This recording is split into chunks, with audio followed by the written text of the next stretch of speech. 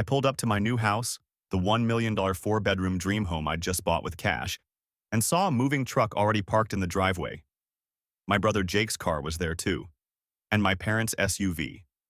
I got out slowly, confused, walked toward the house. My sister-in-law Melissa was directing movers. "Careful with that couch, it's expensive." Two guys were carrying furniture through my front door. Jake came out, saw me, and grinned. "Bro, perfect timing. Come help us move in." I blinked. "Move in?" My mom appeared, crying happy tears. "Surprise! We bought Jake and Melissa this beautiful house. Isn't it wonderful?" I looked at the house number. 847 Maple Grove Drive. My house. The one I'd closed on 2 weeks ago. The one I'd paid $1 million cash for. They thought my parents bought it for them. I could have corrected them right there. Could have said, "Actually, this is my house." But something made me pause. Curiosity, maybe. Or a desire to see just how far this would go. So instead, I smiled and said, "Wow, that's amazing. Let me help." My name's Ryan. I'm 36, single, work as a principal engineer at a tech company. I've been building wealth quietly for 14 years. $2.4 million net worth, 3 rental properties, solid investment portfolio. My family has no idea. They think I'm barely getting by. Still in my old apartment driving my 2015 Honda Civic, wearing jeans and hoodies to family dinners. My brother Jake is 33, married to Melissa, 2 kids, Emma, 8, and Noah, 5. Jake works in sales, inconsistent income. Melissa doesn't work, stays home with the kids. Our parents, Linda and Robert, early 60s, have always favored Jake. Not subtly, obviously. Growing up, Jake's wedding, parents paid $30K. My achievements. "That's nice, honey." Jake bought a house at 28. Parents gave him $80K down payment. Through a party, I got promoted to senior engineer at 29. Good job, stable career. The pattern continued with Jake's kids. Every Christmas, Jake's children got iPads and designer clothes. I didn't get anything because I don't have kids, so I don't need gifts. I learned early. Success makes you a target.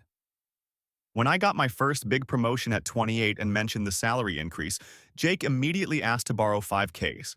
Never paid it back. My parents asked me to chip in for Jake's house repairs. So I went quiet. Lived modestly. Saved aggressively. Invested smartly. Built a fortune in silence. 3 months ago, I decided it was time to buy my dream house. I'd been saving specifically for this for 8 years. Found the perfect place. 847 Maple Grove Drive. 4 bedrooms, 3 bathrooms, beautiful neighborhood. Listed at 105 meters. I offered $1 million cash to win the bidding war. Accepted within 24 hours. Closed 2 weeks ago. Paid the full amount up front. The title company was shocked. "You're paying cash? The entire million?" "Yep." Keys handed over. My house, my dream. I told no one in my family, not my parents, not Jake, nobody. Scheduled movers for today, Saturday at 10 a.m. Apparently, so did Jake. What I didn't know, what I was about to discover, was this. 2 weeks ago, my parents had been talking to Jake and Melissa about helping them buy a house. Jake and Melissa had been house hunting, struggling. Everything in their price range was either too small or needed major work. My parents mentioned they were willing to help with a down payment on a house on Maple Grove Drive. They meant a different house, a smaller one, $600K, address 423 Maple Grove. But Jake and Melissa had recently driven past 847 Maple Grove, my house, and seen the sold sign. Beautiful house, perfect neighborhood. In the conversation with my parents, wires got crossed. Jake: "The house on Maple Grove sold. We loved that one." Mom: 847 Maple Grove? Jake: "Yeah, the 4-bedroom. Parents exchanged confused looks but went with it. Somehow, in the excitement and miscommunication, Jake and Melissa became convinced my parents had bought them 847 Maple Grove, the $1 million house. My parents were confused but didn't correct them. They thought maybe Robert had made the purchase without telling Linda, or vice versa. Classic miscommunication spiraling out of control. Jake and Melissa, thinking the house was theirs, scheduled movers for today. Packed everything. Told their kids. Posted on Facebook about their dream home. Same day, same time, same house. Collision course. I stood in the driveway watching movers carry a couch into my house. My dad clapped me on the shoulder. Great surprise, right? We wanted to help them out. They need the space for the grandkids. I looked at him. You bought this house? This specific house? Mom nodded, wiping tears. We wanted them to have something special. How much did you pay? Dad hesitated. Well, we're helping with the down payment. They're handling the mortgage. So you didn't buy it outright? No, but we gave them enough to make it work. I looked at Jake directing movers, at Melissa hanging curtains through the front window, at my parents beaming with pride. They had no idea this was my house, and I was curious to see how long it would take them to figure it out. That's really generous, I said. Mind if I look around, see what you bought them? Of course. Jake, show your brother around. Jake waved me over. Come on, wait till you see the master bedroom. I followed him inside, into my house, the one I'd walked through a dozen times during inspections and final walkthrough. Melissa was in the kitchen arranging dishes. Ryan, can you believe this place? 4 bedrooms. It's impressive, I said honestly. Emma and Noah ran past shrieking with excitement. My room, Jake laughed. They're so happy. This is going to change everything for us. I bet. He showed me the master bedroom, the ensuite bathroom, the walk-in closet where I'd had a safe installed during my inspection period. Check this out, Jake said, opening the closet. There's even a built-in safe. Fancy. Right? Mom and Dad really went all out. I looked at the safe, knew the combination, knew what was inside. You should check if there's anything in it, I suggested. It's probably empty. House was vacant. Still, worth checking. Jake shrugged. I don't have the combination. Maybe it's a simple one. Try some common numbers. Nah, we'll get a locksmith later. Come see the backyard. I followed him outside. The yard was beautiful, exactly as I remembered from my walkthrough. My parents were on the patio. Mom was crying again. Our baby's in their forever home. Dad had his arm around her. They deserve this. I stood there watching my family celebrate in my house and felt absolutely nothing. No anger, no vindication, just curiosity about when the truth would come out. An hour passed. Most of the furniture was in. Movers were finishing up. Melissa paid them. Thank you so much, the movers left. Now it was just family. Jake, Melissa, their kids, my parents, and me. Jake cracked open a beer. First beer in our new house. Ryan, want one? Sure. We sat on his couch, in my living room. Thanks for helping, bro, Jake said. Of course. You know, he continued, you should think about buying a place too. Real estate's a great investment. I almost laughed. Yeah, maybe someday. Melissa joined us. Do you still have that tiny apartment? For now? You should upgrade, find a nice place, settle down. Maybe. My dad checked his watch. We should probably head out. Let you guys get settled. Mom hugged Jake and Melissa. We're so happy for you. They hugged me too. Thanks for helping, Ryan. Anytime. As my parents headed to their car, I made a decision. Time to end this. Hey, I called out to everyone. Before you all get too comfortable, can I show you something? Jake looked over. What's up? That safe in the master closet. I think I can open it. Melissa raised her eyebrows. Really? Maybe. Want me to try? Jake shrugged. Sure, why not? We all walked to the master bedroom. My parents had stopped at the door, curious. I went to the closet, knelt in front of the safe, and punched in the code. It opened. Whoa, Jake leaned in. How'd you know the combination?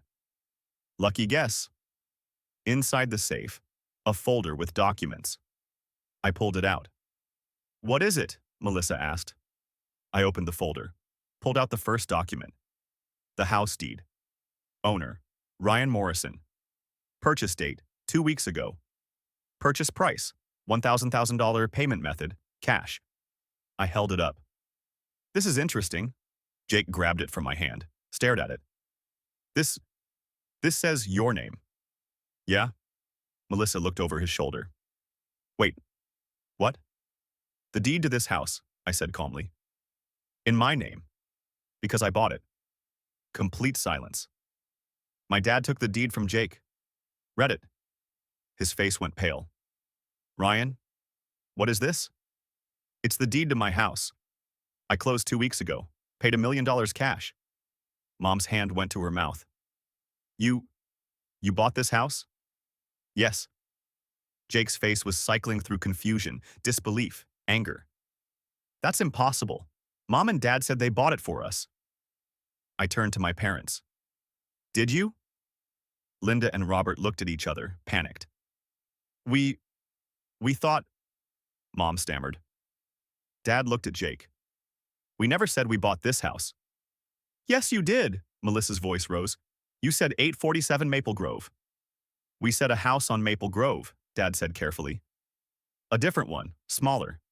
We were talking about 423 Maple Grove. The realization hit Jake and Melissa simultaneously. 423? Jake said weakly. Yes, a $600K house. We were going to help with the down payment. Melissa's face went red. We just moved all our furniture into someone else's house? Into my house, I corrected. Jake turned to me. You knew, and you let us move everything in. I was curious how far you'd go. This is insane, Melissa grabbed her phone. You can't afford $1 million house. You live in a shitty apartment. Lived, past tense. I live here now. My dad was staring at me like I was a stranger. You paid $1 million? Cash? Yes. How?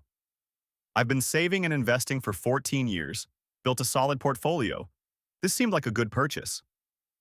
Mom sat down on Jake's couch, my couch, looking dazed. We had no idea. You never asked. Jake was pacing, running his hands through his hair.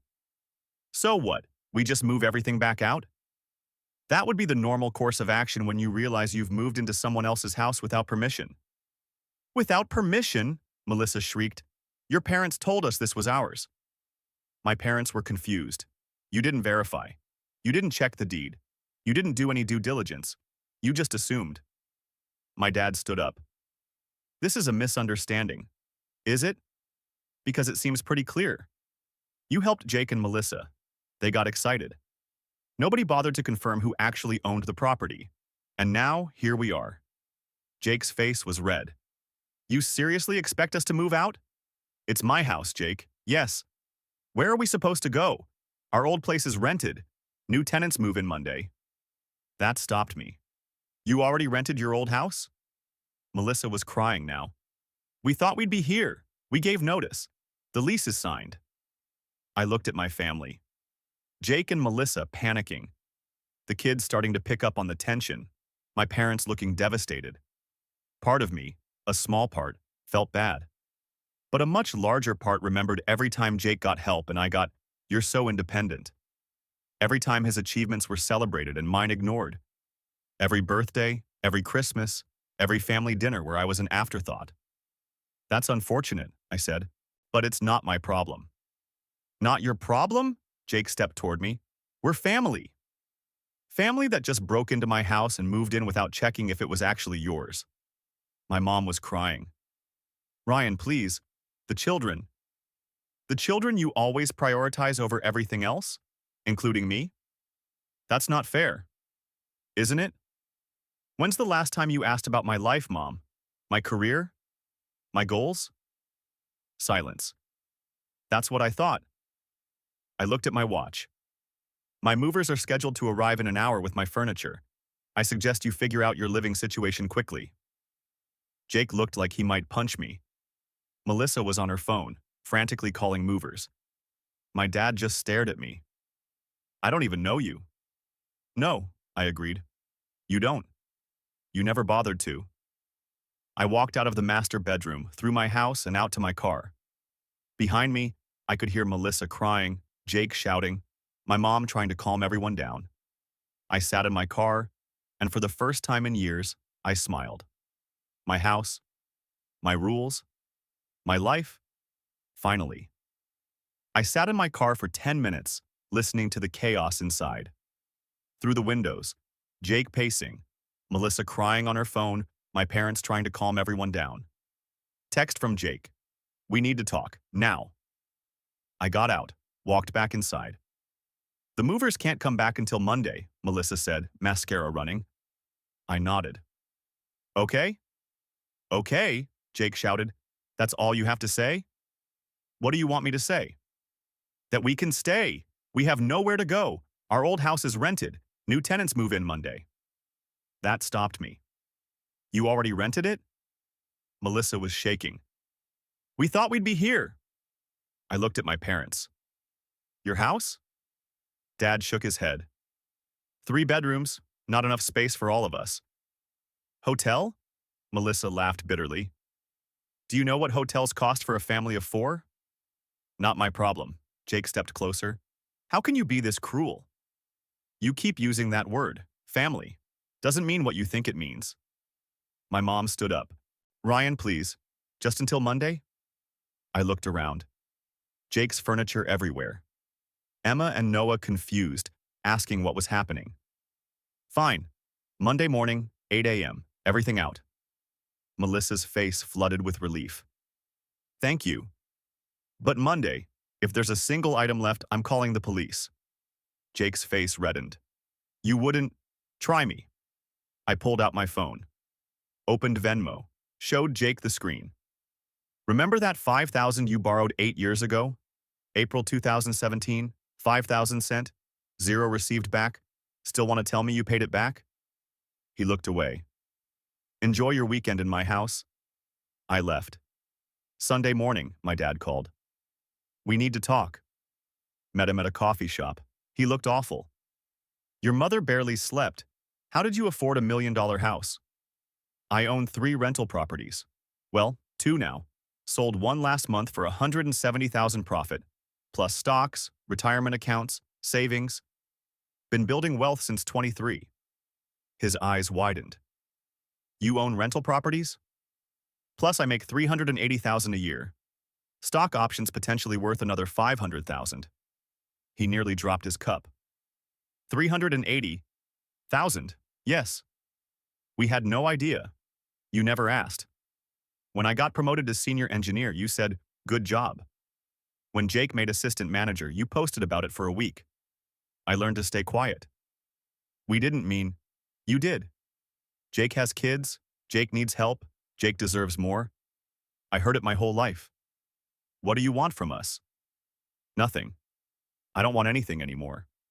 I'm done trying to earn attention I'll never get. We want to make this right. You can't. You can't undo 36 years of favoring Jake. I stood up. Enjoy your coffee. Sunday afternoon, I returned to check. My furniture was in the garage. Jake's stuff still inside. Found Jake in the kitchen with the kids. Confirming you'll be out tomorrow? Melissa snapped. Where are we supposed to go? Motel 6 on Highway 10. $49 a night. We're not staying at a motel. Then find somewhere else. Jake pulled me outside. I'm sorry for all of it. Okay? That's it? You're not actually sorry. You're sorry you got caught. There's a difference. That's not fair. You called me lucky I didn't have a family. Lucky I didn't have a mortgage. Like my life was easy because I wasn't burdened with responsibility. But I have responsibility. I manage 15 engineers, own property, built all this while you asked mom and dad for handouts. They wanted to help, and I didn't need help because I was responsible. So responsibility gets punished. Great system. His face twisted with anger. You've really changed. No, you're finally seeing who I am. I went back inside. Emma was at the table coloring. Uncle Ryan, is this really your house? It is, sweetie. Are we in trouble? My heart cracked. No, honey. Just a big misunderstanding. Daddy said we're moving again. Yeah, but you'll have a new place. She didn't look convinced. Melissa glared at me. Happy now? You've upset the children. You upset them by lying about whose house this was. We didn't lie. You told them this was home without verifying ownership. Jake came back in, shook his head at her. She stayed quiet. I'll be back tomorrow at 7. You'll be packed by 8. Monday morning, 7 a.m. Different moving truck in the driveway. Jake and Melissa were loading furniture. Kids on the porch steps looking miserable. My parents arrived at 7:30, exhausted. Ryan, Mom said, can we talk after? I don't think there's anything to say. Please, 5 minutes? Fine. By 8:15, everything was loaded. Jake handed me the key. There, your house. Hope you're happy. I am, actually. They drove off. My parents stood in the driveway, lost. Where are they going? I asked. Extended stay hotel, until they find a rental, Dad said. With what money? We're helping them. Of course you are. Mom grabbed my arm. Can we start over? Be a family again? We were never really a family, just people who shared DNA. That's not true. When's my birthday? My favorite food? What do I do for fun? Silence. Mom's eyes filled. I don't know. But you know everything about Jake, about Emma and Noah, their favorite colors, movies, everything. You never shared. I stopped because you never cared, but you could have asked any time in 36 years. Dad stepped forward. We want to do better. Great. Do that. Just don't expect me to be part of it. You're our son. Biologically, that's it. I walked to the house, stopped at the door. If you want to be in my life, you'll have to earn it. Right now? You haven't. I went inside, closed the door, locked it, watched through the window as they stood there for 5 minutes before leaving. Then I looked around at my empty house. Mine. Completely, entirely mine. For the first time in my life, I felt free. 3 weeks later, everything changed again. I was settling in, furniture arranged, rooms decorated, finally feeling like home, when my phone rang. Extended family group chat exploding. Aunt Carol had seen something, posted a link. Local business journal article, young tech leaders under 40. There I was. Photo of me in front of my house.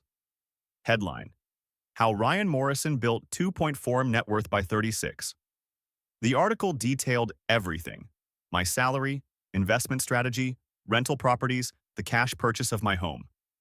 Within an hour, my phone was blowing up. Aunt Carol. Ryan, I had no idea. Uncle Jim. You're worth $2 million? Cousins messaging congratulations. And then Jake saw it. He called. I didn't answer, texted. Saw the article, we need to talk. I ignored it. My parents called. Left voicemails. Mom. We had no idea you were this successful. We're so proud. Dad. Why didn't you tell us? We could have celebrated. I deleted them. But the damage was done. The whole family knew now. And Jake? Jake was spiraling. Because 2 days after the article came out, he got fired. Missed quota 3 months in a row. On probation. Finally let go. Melissa had to get a retail job. Part-time, minimum wage. They were barely making rent on the extended stay. And my parents? Still giving them money. $500 a month just to keep them afloat. Meanwhile, I was thriving. Got promoted at work. Engineering director now. Salary, $480K. Started dating someone, Carla, an accountant I met at the gym. She loved the house. Loved that I'd built everything myself. Life was good. Until Christmas. My parents invited me. Please come. It's Christmas. Family should be together. I said no. Jake will be there. Exactly why I'm not coming. Ryan, please. I'm spending Christmas with Carla's family. People who actually want me there. Christmas Eve, I was packing for the trip when someone rang my doorbell. Jake and Melissa stood on my porch looking defeated. We need to talk, Jake said. I'm busy. Melissa's voice cracked. Please. Jake lost his job. We might lose the apartment. The kids should have thought about that before moving into my house without permission. Jake's face went red. You're really going to throw that in our faces? You broke into my house. It was a misunderstanding. That could have been avoided with one phone call, one deed check, any basic due diligence. Melissa started crying. We need help. Just a loan. No. Ryan, please. Like I said, not my problem. You're 33, Jake. Figure it out. I started closing the door. Melissa shouted, What happened to you? You used to be nice. I paused, looked at her. I used to be invisible. Now I'm just honest. Big difference.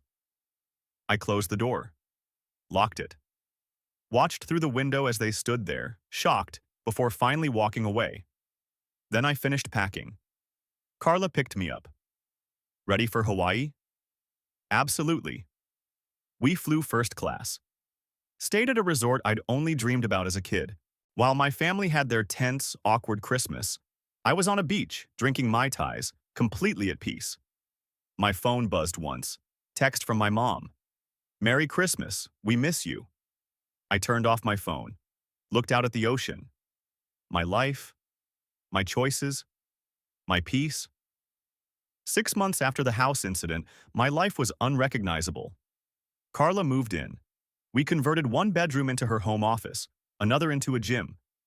The house felt alive now, our furniture, our photos, our life. Work was going incredibly well. The promotion to engineering director came with more responsibility, but also more autonomy. I was leading major projects, mentoring junior engineers, making real impact. Meanwhile, Jake's life was falling apart. I heard through Aunt Carol, who couldn't resist updating me despite my request not to. Jake found a new job. Sales again, but lower tier. $60K a year instead of his previous $85K. Melissa, working retail part-time, brought in maybe $15K. Combined, $75K for a family of 4 in an expensive city. They'd moved from the extended stay to a small 3-bedroom apartment. $2,400 a month rent. Eating their entire budget. My parents were still supplementing. $800 a month now just to keep them afloat. That $150K they'd saved for retirement? Down to $80K after 8 months of supporting Jake. I felt nothing hearing this. No satisfaction, no guilt. Just nothing. Then came the engagement. I proposed to Carla on our back patio. Sunset, string lights, the whole thing. She said yes before I finished asking. We posted one photo on Instagram. Simple shot. Us, the ring, the house, in the background. Caption. She said yes. Within hours, the family group chat exploded. Aunt Carol. Congratulations. Uncle Jim. About time. Happy for you both. Extended family pouring in congratulations. Then silence from my parents. For 6 hours, nothing. Finally, a text from my mom. Congratulations, sweetheart. We're very happy for you. Cold. Formal. Like a business email. I didn't respond. 2 days later, she called.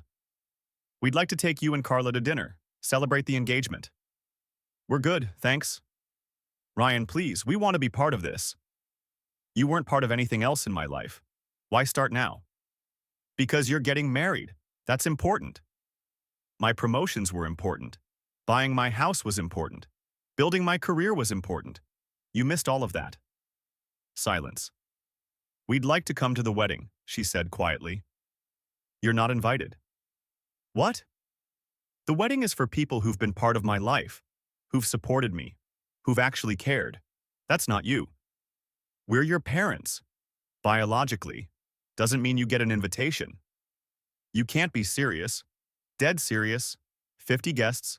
Carla's family, our friends, a few extended family members. Not you, not Dad, not Jake. My mom started crying. How can you do this? Pretty easily, actually. I'm inviting people who care about me. You don't qualify. I hung up. Carla looked at me from the couch. You okay? Yeah, feels good to be honest. They're going to keep trying. Let them. Wedding planning was joyful, no drama, no fighting over guest lists or seating charts. Just Carla and me making decisions together. We set the date, 6 months out. Small ceremony in our backyard. 50 guests maximum. Sent invitations. Aunt Carol got one. Uncle Jim. Supportive cousins. Carla's entire family. My parents got nothing. Neither did Jake. 3 weeks after invitations went out, my dad showed up at my office. Security called up. Mr. Morrison, your father is in the lobby. I sighed. Tell him I'm in meetings. He says he'll wait. Tell him I'm in meetings all day. 10 minutes later. He's still here, says it's urgent. I went down, found him sitting in the lobby, looking smaller than I remembered. What do you want? He stood up. To talk, please. I'm working. 5 minutes, that's all I'm asking. We went outside, stood on the sidewalk. We didn't get an invitation to the wedding, he said. Correct. Ryan, we're your parents. You keep saying that like it means something. It does mean something. Does it? Because for 36 years it meant Jake got everything and I got forgotten. Now that I'm successful and getting married, suddenly it matters? We made mistakes. You made choices. Every time Jake needed money, you gave it. Every time he failed, you caught him. Every time I succeeded, you barely noticed. We thought you were fine. I was fine. I am fine. Without you. His face crumpled. What do we have to do? To be in your life again? Nothing. There's nothing you can do. Some bridges don't get rebuilt. You're really going to get married without us there? Yes. What about grandchildren? When you and Carla have kids, they won't know you, just like you never knew me. That hit him hard. I could see it. Ryan, please. I have to get back to work. I left him standing there. When I got back to my desk, I felt lighter, like I'd been carrying something heavy and finally put it down. The wedding was perfect. 53 guests, we added a few last minute. Backyard ceremony under string lights. Carla in a simple, stunning dress. Me in a suit that actually fit. Our vows were personal, honest, real. You saw me when I was invisible to everyone else, I said. Carla cried. You gave me a home I didn't know I needed. We kissed. Everyone cheered. Reception on the patio, catered dinner, dancing, laughter. Aunt Carol pulled me aside. Your parents are devastated they weren't here. I'm sure they are. Don't you feel bad? No. They had 36 years to be part of my life. This is their consequence. She hugged me. You deserve to be happy. I am happy. For the first time in my life, I'm genuinely happy. Later, cutting the cake, Carla whispered, No regrets? None. You? Not a single one. That night, lying in bed in our house, I thought about my family. Jake struggling financially, probably resenting me. My parents watching from the outside, realizing what they'd lost. And me? Living my best life with someone who actually valued me. No guilt. No second guessing. Just peace. 1 year after the wedding, Carla told me she was pregnant. I cried. Happy tears. Overwhelmed tears. We were having a baby. We told Carla's family first. They were thrilled. Started planning baby showers and buying gifts immediately. We posted on social media a few weeks later. Simple announcement. Coming soon. The congratulations flooded in, and then my mom called. You're having a baby? Yes.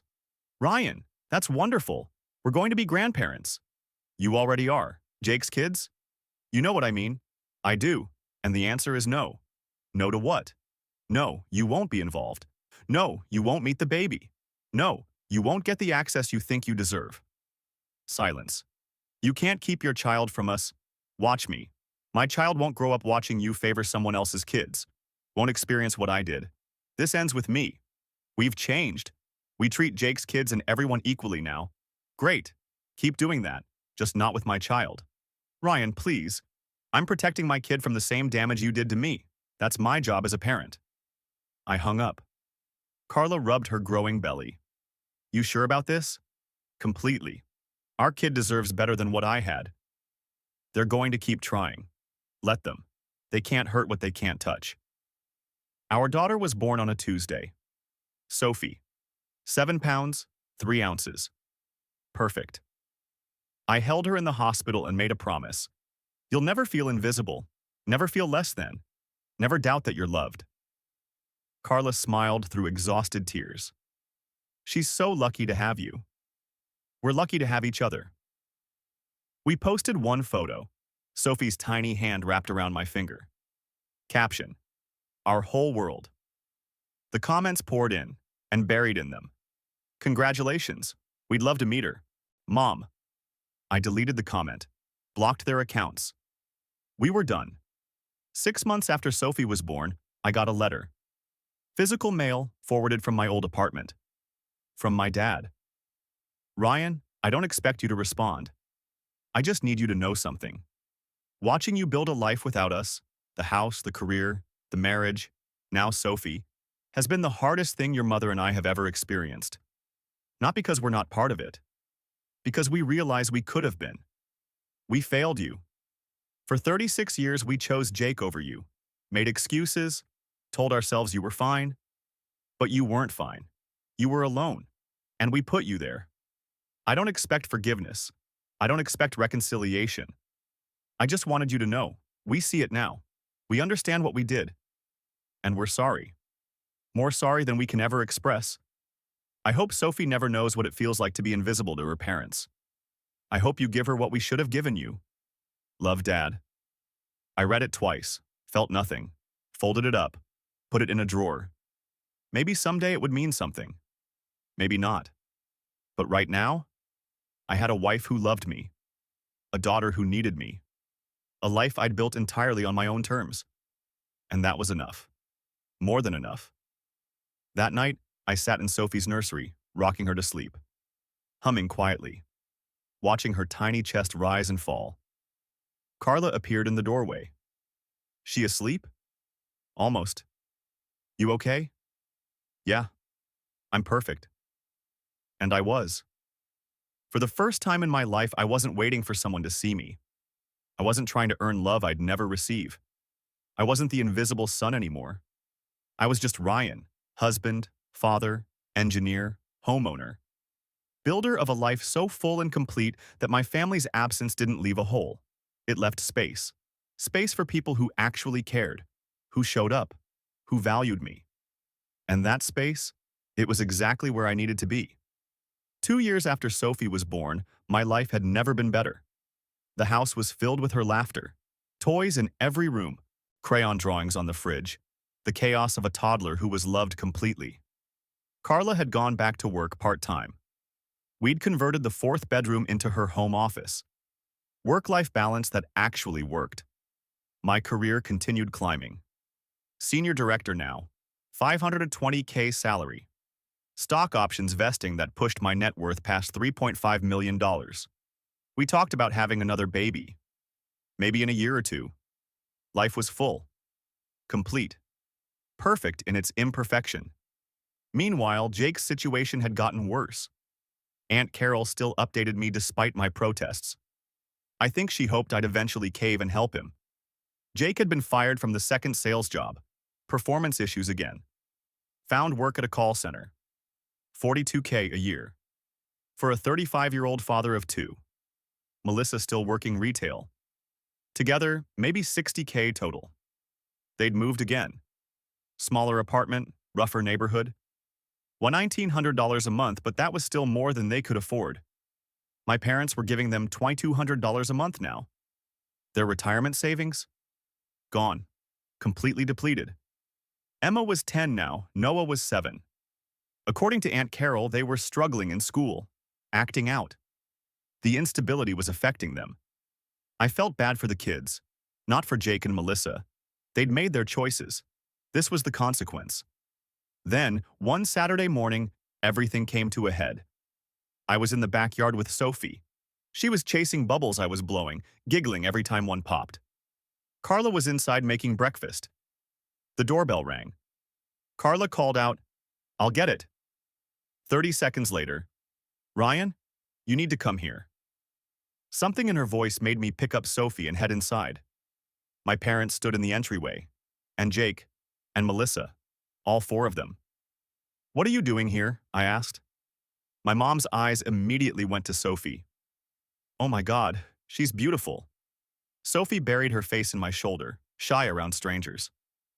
You need to leave, I said calmly. Please, my dad said. Just hear us out. No, you're not welcome here. Leave. Jake stepped forward. Ryan, we're desperate. I lost my job again. We're being evicted. We have nowhere to go. Not my problem. Melissa started crying. We have children. They're going to be homeless. You have two options. 1. Ask your parents to take you in. 2. Figure it out like adults. Neither involves me. Mom and Dad's house isn't big enough, Jake started. Then downsize. Get a smaller apartment. Move to a cheaper city. I don't care. But you're not moving in here. My mom was still staring at Sophie. She has your eyes.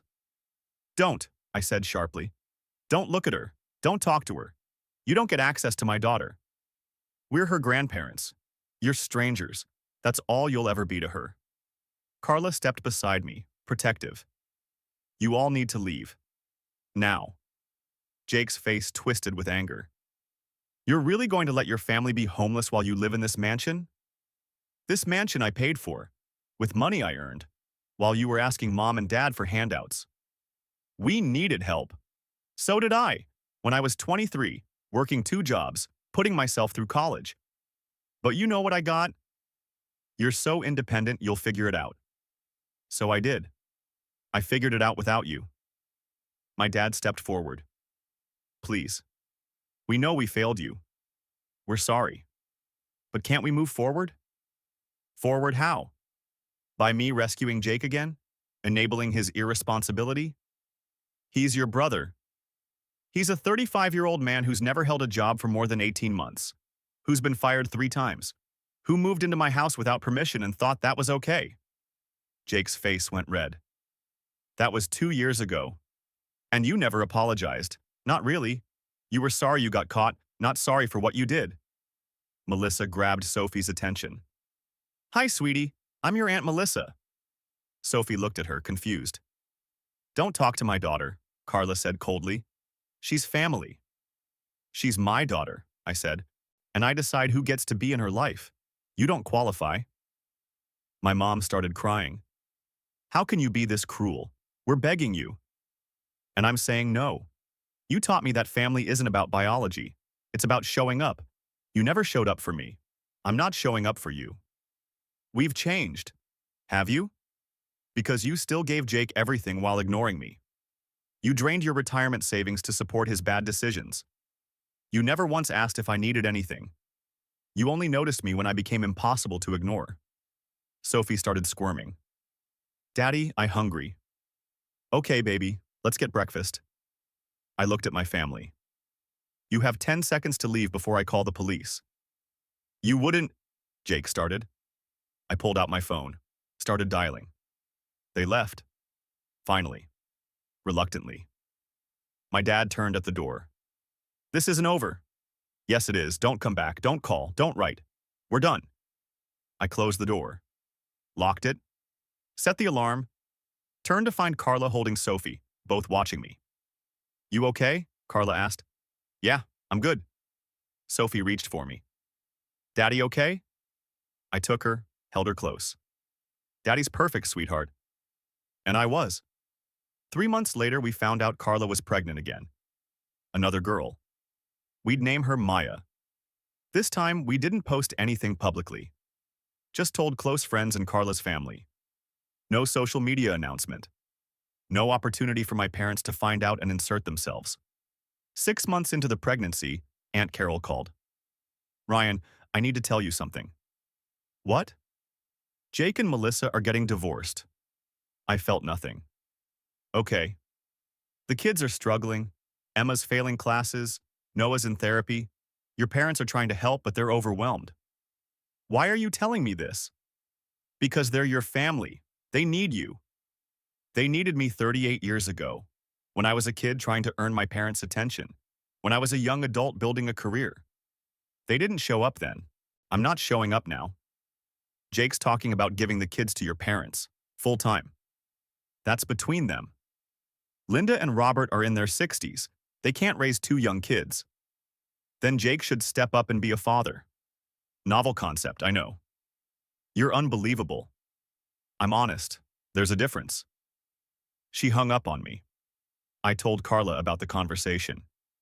How do you feel? She asked. Nothing. I feel nothing. Is that bad? No, it's healthy. You set boundaries.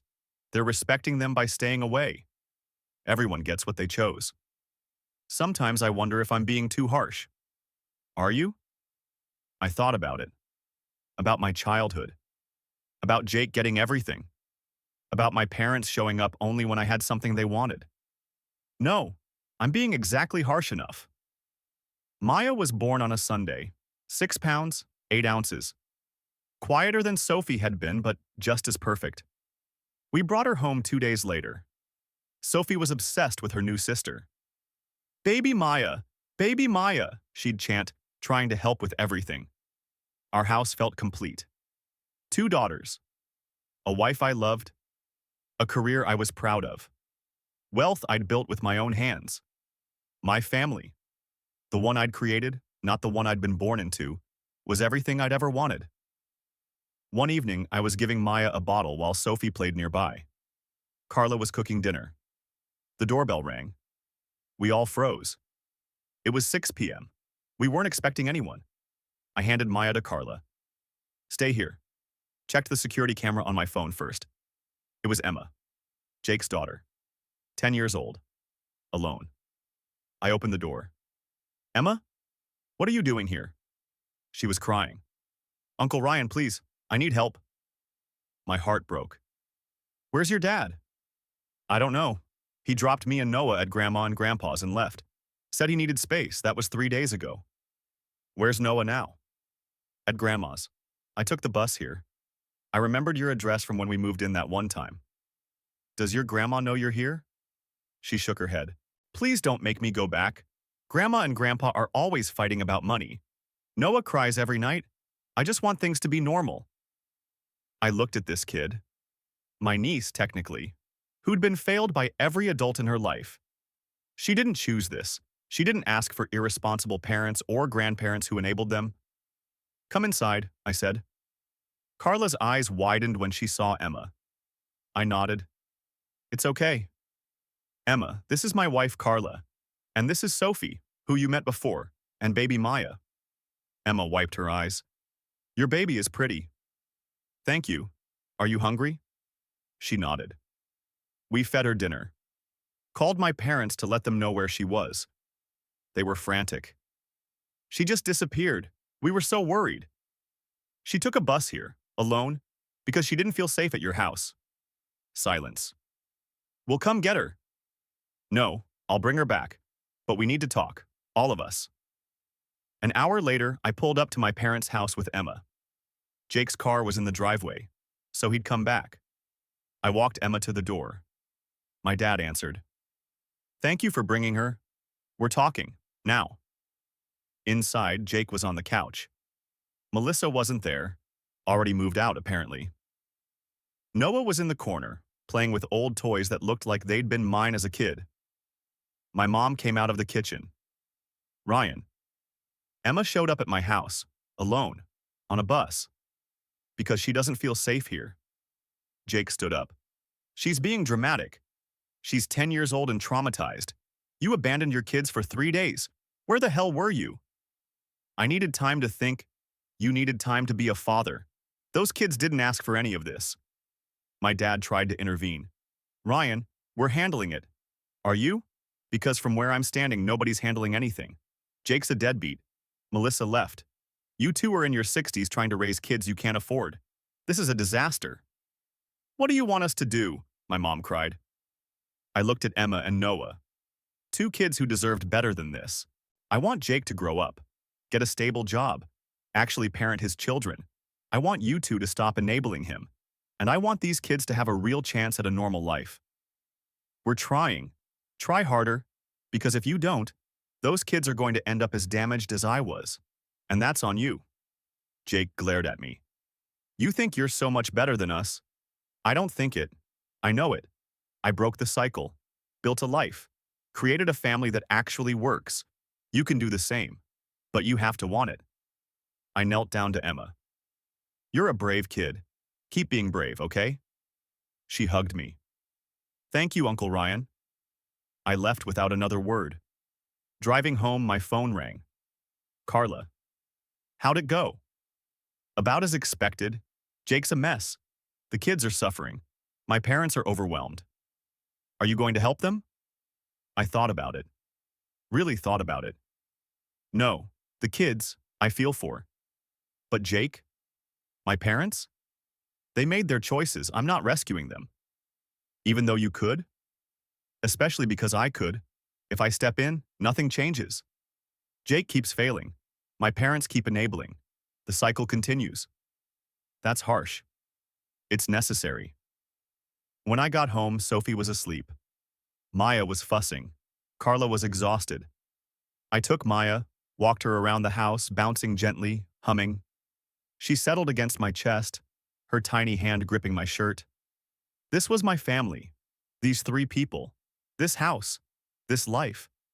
I'd built it without help, without approval, without waiting for people who'd never cared to suddenly start. And it was perfect. Not because it was easy, but because it was mine. Completely, entirely, unapologetically mine. 2 weeks later, I got one final letter from my dad. Ryan, you were right about everything. Jake's getting help, real help, therapy, job training. He's trying. We've stopped giving him money, told him he needs to stand on his own. Emma and Noah are staying with us for now, but we're helping Jake work toward getting them back. I know it's too late for us. I know we lost you, but I wanted you to know we finally get it. What we did to you, what we failed to do. You deserved better. You deserved parents who saw you, who celebrated you, who loved you equally. We failed, and we're sorry. I hope someday Sophie and Maya ask about their grandparents. And I hope you tell them the truth, that we loved you, but we didn't know how to show it until it was too late. Be happy, son. You earned it. Dad, I read it once, put it in the drawer with the others. Maybe someday I'd feel something reading these. Maybe not. But right now, I was too busy living to dwell on what could have been. Sophie called from the backyard. Daddy, push me. I went outside, pushed her on the swing, listened to her laugh. Carla came out with Maya, sat on the patio watching us. This is nice, she said. Yeah, it really is. And it was. My house, my family, my life, built from scratch, on my own terms, without permission or approval. The invisible son was gone. In his place, a man who knew his worth, a father who showed up, a husband who chose love. And that was everything.